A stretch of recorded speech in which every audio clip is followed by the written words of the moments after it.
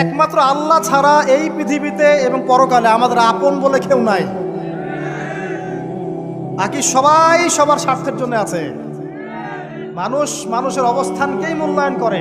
আমরা মারা গেলে পরে 40 দিন তারা আমাদেরকে মনে রাখবে কিনা সন্দেহ আছে। বিশ্বাস করছেন না?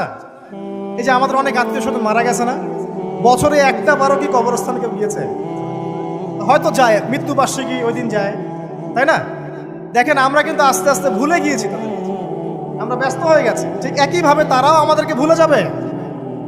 এই জন্যে আমি বারবার আপনাদেরকে মনে করে একটা কথা, আমার জীবন থেকে উপলব্ধি করি একটা কথা, যে একমাত্র আল্লাহ ছাড়া এই পৃথিবীতে এবং পরকালে আমাদের আপন বলে কেউ নাই। বাকি সবাই সবার স্বার্থের জন্য আছে। মানুষ মানুষের অবস্থানকেই মূল্যায়ন করে। মানুষ মানুষের অবস্থানকেই মূল্যায়ন করে। আল্লাহ রাব্বুল আলামিন